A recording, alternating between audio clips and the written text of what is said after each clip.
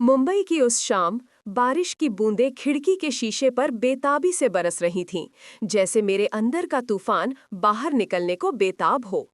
मैं बालकनी में खड़ी थी, हाथों में चाय का कप था, पर मेरी आंखें सिर्फ अंधेरे में घुलती जा रही शहर की रोशनी को घूर रही थीं। तभी पीछे से एक आवाज आई, मेरी सास श्रीमती शर्मा की आवाज, जो हमेशा इतनी शांत और मधुर लगती थी, आज उसमें एक अजीब सी गहराई थी। उन्होंने कहा, प्रिया, मैं जानती हूँ तुम्हारी शादी से पहले एक रिश्ता था। मेरे हाथ से कप छूटते छूटते बचा। बारिश की बूंदें मेरे चेहरे पर पड़ीं, या शायद वो मेरे अपने आंसू थे, मुझे कुछ समझ नहीं आया। मेरा गला सूख गया, शब्द होठों तक आकर अटक गए।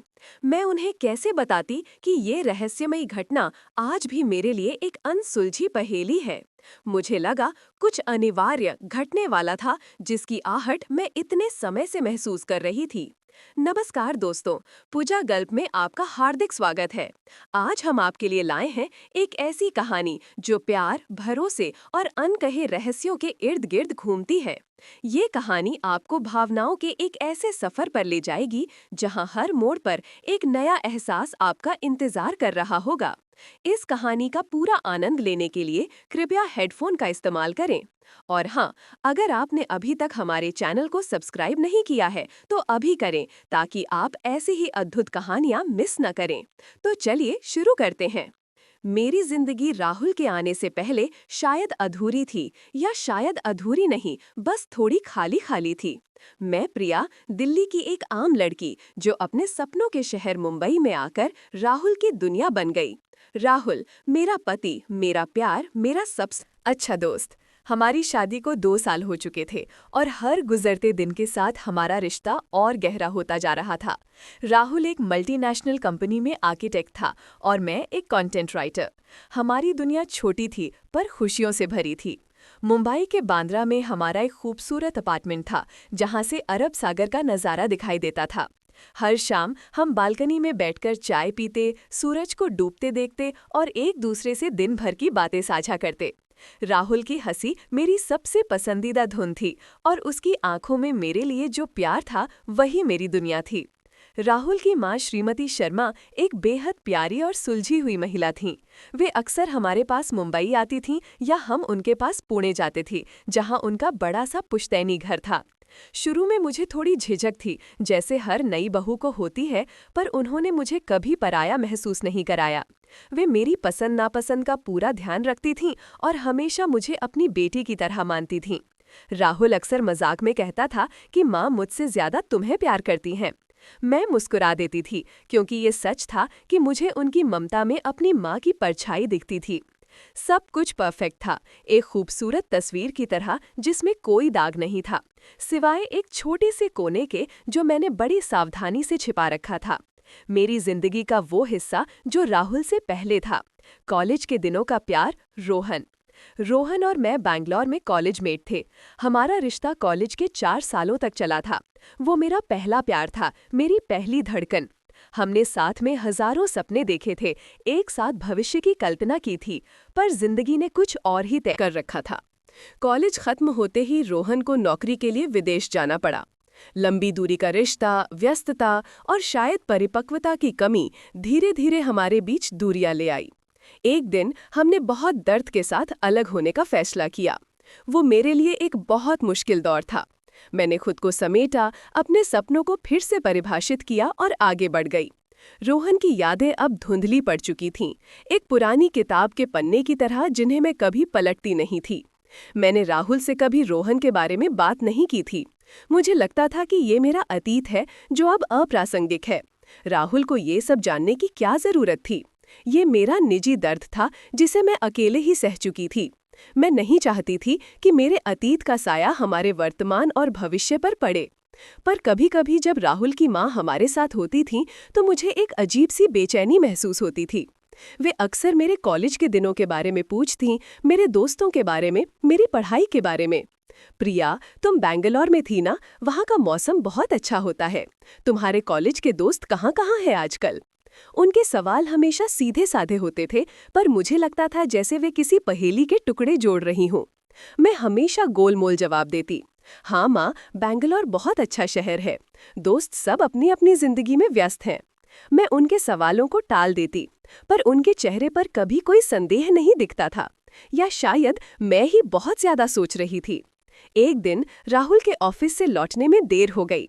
माँ और मैं बालकनी में बैठी थीं। हल्की बारिश शुरू हो चुकी थी। मौसम बड़ा सुहाना था।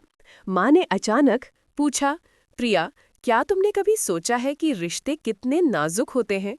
एक छोटी सी बात, एक छोटा सा झूठ भी उन्हें तोड़ सकता है। मैंने उनके चेहरे की ओर देखा।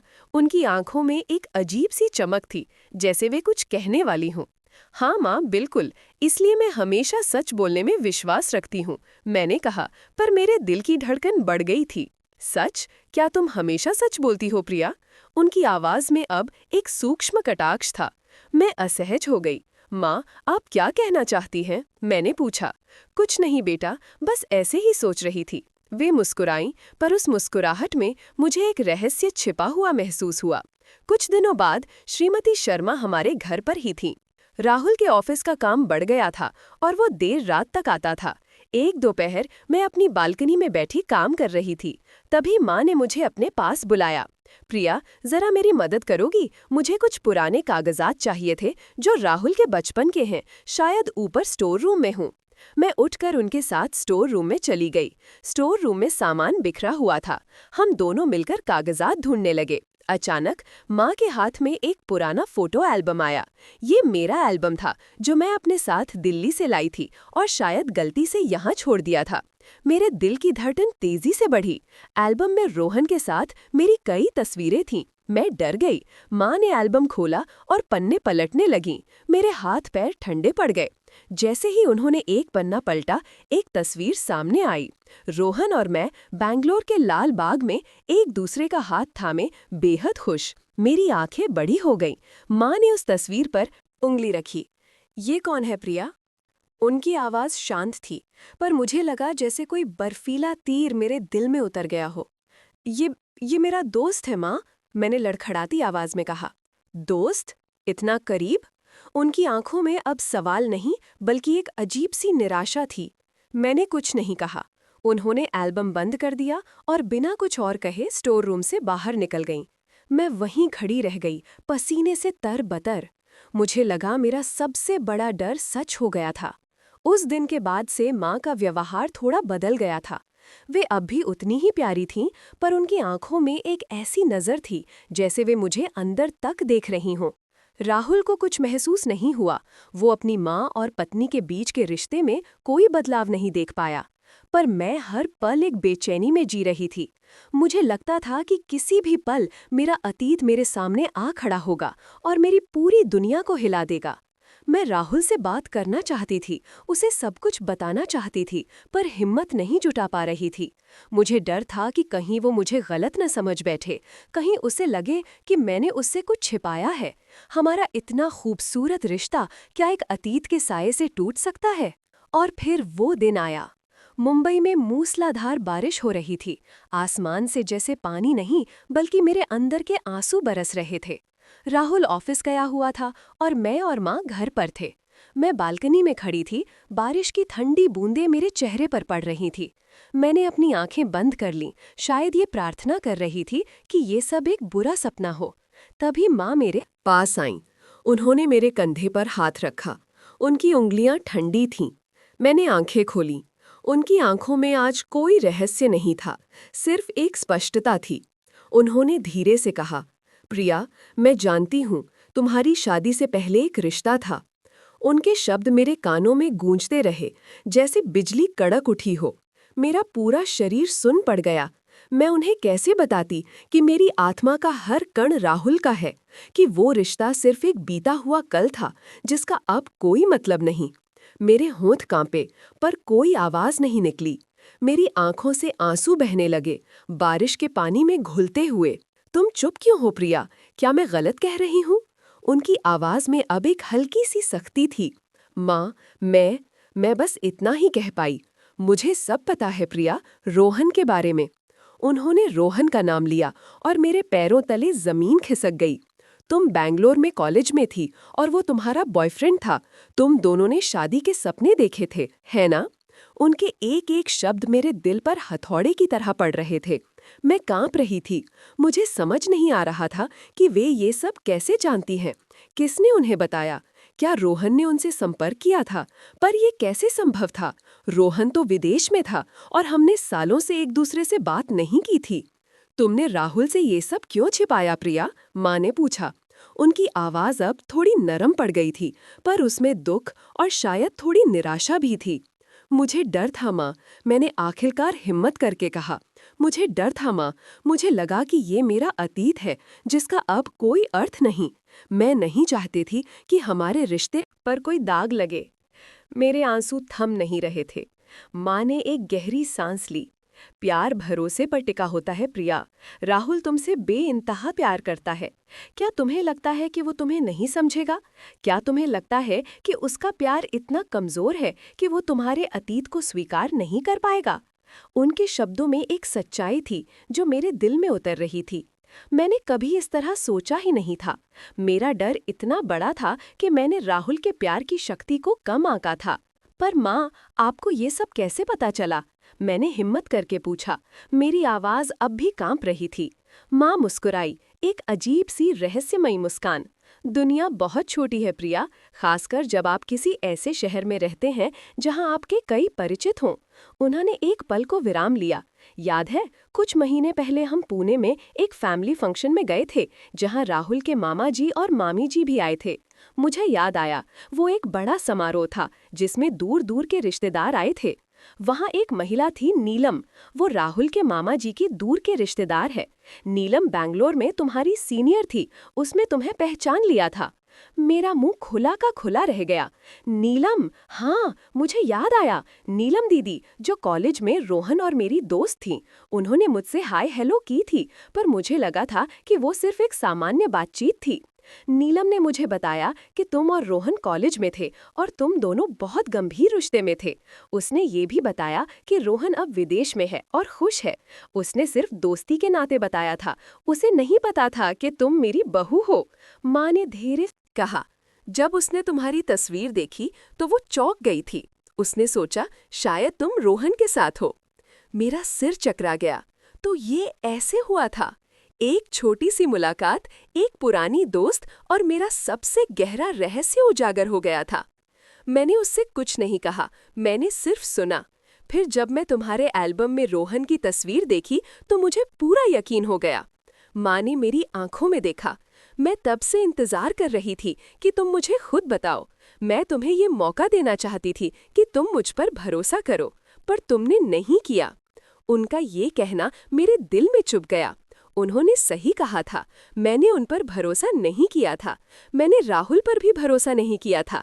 मैं सिर्फ अपने डर में जी रही थी। मुझे माफ कर दो माँ, मैंने कहा और उनके गले लगकर रोने लगी। मैंने बहुत बड़ी गलती की। मुझे राहुल को सब कुछ बता देना चाहिए था। माँ ने मेरे सिर पर हाथ फेरा। कोई बात नहीं बेटा, हर इंसान गलती करता है। जरूरी ये है कि हम अपनी गलतियों से सीखें। पर अब क्या होगा माँ, राहुल को जब पता चलेगा तो? मेरे दिल में फिर से डर समा गया। तुम राहुल को सब कुछ बताओगी प्रिया, आज ही। सच हमेशा कड़वा होता है, पर यह रिश्ते को मजबूत भी बनाता है। राहुल तुम्हें समझेगा, मुझे उस पर पूरा भरोसा है। माँ की आवाज में एक दृढ़ता थी जिसने मुझे हिम्मत दी। उसी शाम जब राहुल घर लौटा तो मैंने उसे बालकनी में बुलाया।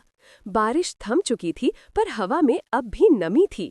मैंने उसे सब कुछ बताया, रोहन के बारे में, हमारे रिश्ते के बारे में, हमारे अलग होने के बारे में और माँ की जानकारी के बारे में। मैं रो रही थी, डर रही थी कि वो क्या प्रतिक्रिया देगा।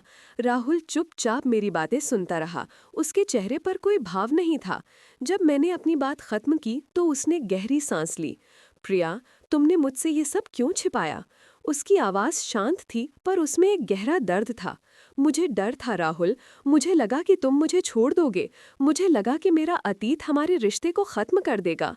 राहुल ने मेरा हाथ थामा। क्या तुम्हें मुझ पर इतना भी भरोसा नहीं था प्रिया, कि मैं तुम्हें नहीं समझूंगा, कि मैं तुम्हें तुम्हारे अतीत के लिए जज करूंगा? उसकी आंखों में दर्द देखकर मेरा दिल टूट गया। मैंने उसे गले लगा लिया और फिर से रोने लगी। माफ कर दो राहुल, मैंने बहुत बड़ी गलती की। मैं तुम्हें खोने से डरती थी। तुम मुझे कभी नहीं खोओगी प्रिया, उसने मेरे बालों में हाथ फेरते हुए कहा। तुम्हारा अतीत मेरा अतीत नहीं है। तुम्हारा वर्तमान और तुम्हारा भविष्य मेरा है, और मैं तुम्हें तुम्हारे अतीत के साथ स्वीकार करता हूँ। पर तुम्हें गुस्सा नहीं आया? मैंने पूछा। गुस्सा आया, उसने स्वीकार किया कि तुमने मुझे इतने समय तक इतनी बड़ी बात नहीं बताई, कि तुमने मुझ पर भरोसा नहीं किया। पर गुस्सा उस डर से ज्यादा नहीं है जो तुम्हें था। मुझे पता है कि तुम मुझसे कितना प्यार करती हो। उसकी बातों ने मेरे दिल को छू लिया। राहुल का प्यार इतना गहरा था कि वो मेरे अतीत को भी स्वीकार कर सकता था। ये मेरे लिए एक नया एहसास था। मैंने महसूस किया कि सच्चा प्यार सिर्फ खुशियों को स्वीकार नहीं करता, बल्कि दर्द और कमजोरियों को भी गले लगाता है। अगले दिन सुबह मैंने माँ से फिर से बात की। माँ, राहुल ने मुझे माफ कर दिया, उसने मुझे समझा। माँ मुस्कुराई। मुझे पता था बेटा, राहुल का दिल बहुत बड़ा है। मैंने तुम्हें ये सब इसलिए बताया ताकि तुम अपने रिश्ते को और मजबूत कर सको। कोई भी रिश्ता तब तक पूरा नहीं होता जब तक उसमें पूरी ईमानदारी ना हो। पर माँ, आपको ये सब कैसे पता चला? ये रहस्य आज भी मेरे लिए थोड़ा अनसुलझा है, मैंने कहा, क्योंकि नीलम दीदी की बात पर भी मुझे पूरा यकीन नहीं हो रहा था। क्या सिर्फ एक पुरानी दोस्त की बात पर माँ ने इतना बड़ा फैसला लिया था, या इसके पीछे कुछ और भी था? मुझे लगा कि शायद माँ ने राहुल के किसी और दोस्त या रिश्तेदार से भी कुछ सुना हो, या किसी और तरीके से उन्हें पता चला हो। पर उन्होंने इससे ज्यादा कुछ नहीं बताया। उन्होंने बस मुस्कुराकर कहा, कुछ बातें रहस्य ही अच्छी लगती हैं प्रिया, जिंदगी में हर सवाल का जवाब जरूरी नहीं। और सच कहूँ तो ये रहस्यमय घटना आज भी मेरे लिए पूरी तरह से अनसुलझी है कि माँ को मेरी जिंदगी के सबसे गहरे राज के बारे में इतनी सटीकता से कैसे पता चला। क्या नीलम दीदी ने सारी डिटेल्स बताई थीं, या माँ ने अपने स्तर पर और भी जांच की थी? ये सवाल आज भी मेरे मन में कहीं ना कहीं गूंजता है। पर अब इससे कोई फर्क नहीं पड़ता, क्योंकि उस बारिश वाली शाम ने, उस रहस्यमय खुलासे ने मेरे और राहुल के रिश्ते को एक नई दिशा दी थी। इसने हमें सिखाया कि प्यार सिर्फ खुशियां नहीं, बल्कि भरोसा और ईमानदारी भी मांगता है।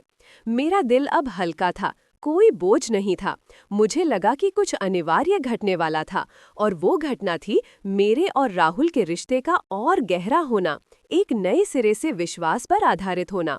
और हाँ, माँ के साथ मेरा रिश्ता भी एक नए स्तर पर पहुंच गया था, जहां अब कोई छिपाव नहीं था, सिर्फ अटूट विश्वास था। ये जिंदगी का वो मोड़ था जहां अतीत ने वर्तमान को और मजबूत बना दिया था, एक खूबसूरत, भावनात्मक और हाँ, थोड़ी नाटकीय कहानी के साथ। दोस्तों, ये कहानी हमें सिखाती है कि प्यार की बुनियाद भरोसे और ईमानदारी पर टिकी होती है। कभी कभी हमारे अतीत के साए हमें डराते हैं, पर सच्चे प्यार में इतनी ताकत होती है कि वो हर डर को मिटा सकता है। हमें अपने रिश्तों में हमेशा सच बोलना चाहिए, चाहे वो कितना भी मुश्किल क्यों ना हो। अगर आपको ये कहानी पसंद आई तो कृपया इसे लाइक करें, अपने विचार कमेंट बॉक्स में साझा करें और अपने दोस्तों और परिवार के साथ शेयर करें।